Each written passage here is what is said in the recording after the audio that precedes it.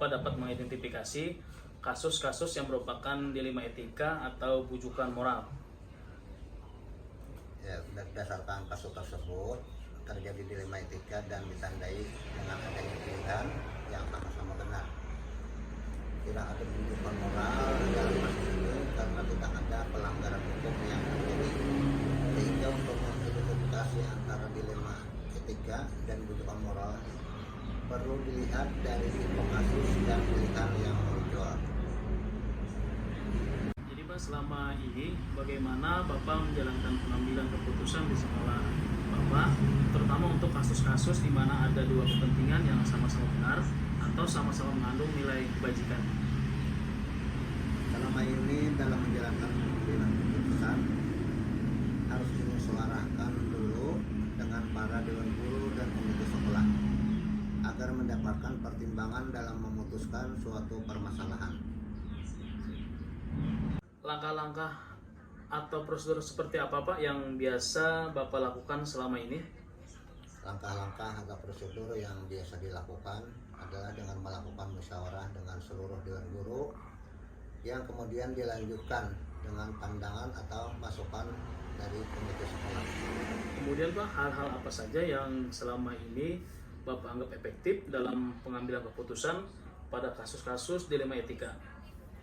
Hal yang dianggap efektif dalam pengambilan keputusan tersebut adalah dengan adanya komunikasi dengan para guru atau guru dan komite sekolah yang ada.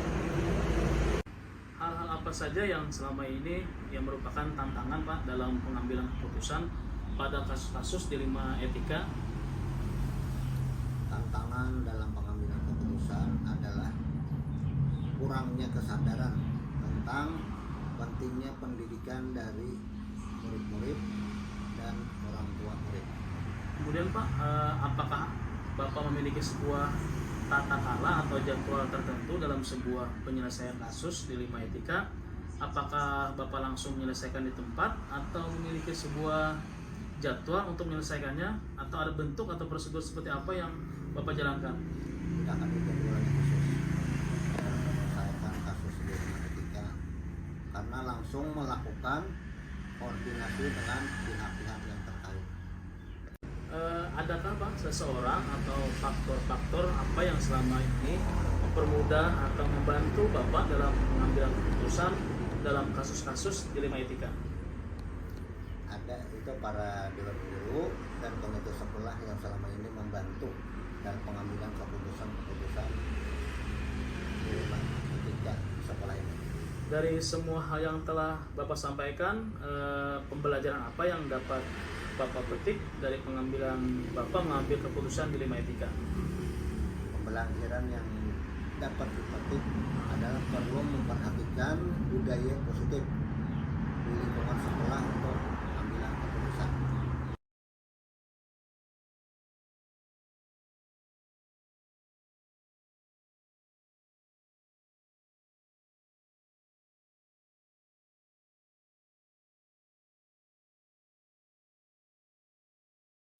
Jadi Pak, selama ini bagaimana Bapak dapat mengidentifikasi kasus-kasus yang merupakan dilema etika atau bujukan moral?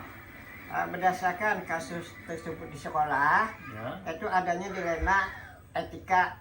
Nah, dilema etika karena harus memutuskan dua pilihan. Ya. Nah, dua pilihan yang sama-sama memiliki alasan yang masuk di akal. Ya. Nah, masuk di akal sehingga untuk mengidentifikasi atau memilah-milah antara dilema etika dan bujukan moral, dapat dilihat dari alasan pembuatan alasan tersebut atau keputusan tersebut. Ya. Nah, ya Allah. Ya. Nah, jika alasannya masuk dan dibenarkan, maka masuk dalam dilema etika. Sedangkan jika alasan tidak sesuai, maka masuk bujukan moral. Nah, bujukan moral. Jadi Pak, selama ini bagaimana Bapak dapat menjalankan pengambilan keputusan di sekolah Bapak, terutama untuk kasus-kasus di mana ada dua kepentingan yang sama-sama benar atau sama-sama mengandung nilai kebajikan. Baik, untuk pertanyaan saudara ajukan kepada saya sebagai kepala sekolah akan menjawab dengan sedetailnya. Dalam memutuskan atau dalam menjalankan suatu keputusan harus terlebih dahulu agar dimusyawarahkan antara guru dan antara dewan guru bersama sekolah. Nah, di situ kita ambil kesimpulan. Nah, di kesimpulan baik buruknya suatu keputusan tersebut. Iya. Sip, Bro? Ya, jadi Pak, langkah-langkah atau prosedur seperti apa yang biasa Bapak lakukan selama ini?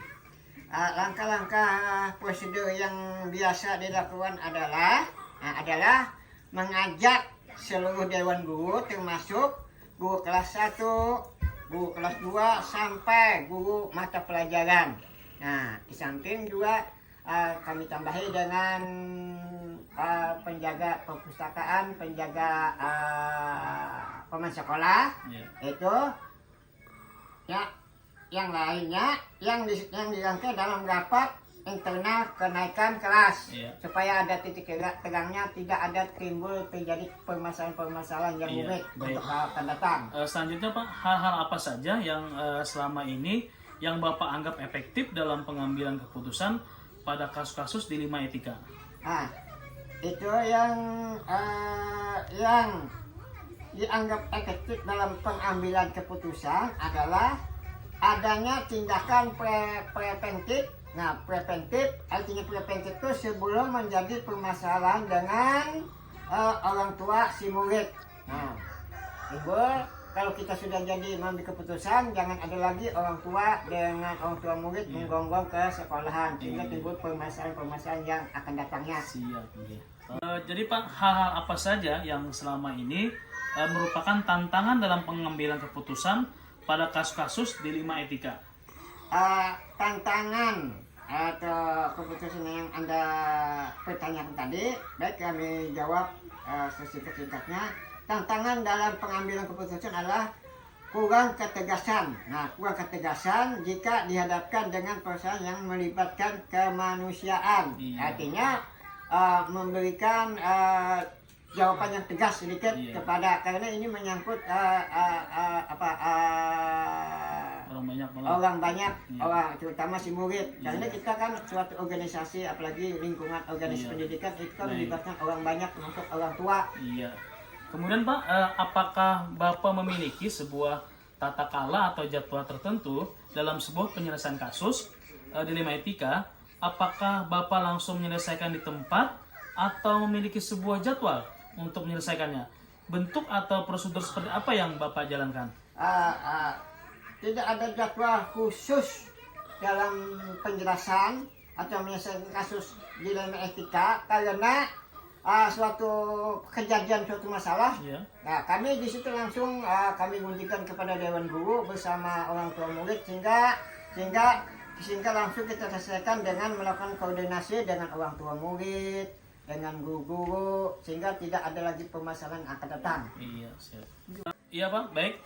Adakah seseorang atau faktor-faktor apa yang selama ini mempermudah atau membantu Bapak dalam pengambilan keputusan dalam kasus-kasus dilema etika? Yang biasa membantu mempermudah dalam pengambilan keputusan adalah rekan-rekan dewan guru. Nah, baik guru dari kelas 1 sampai kelas 6 maupun MEPA maupun ibu pemain sekolah, penjaga perpustakaan. Itulah kami suatu keakraban dalam keorganisasian.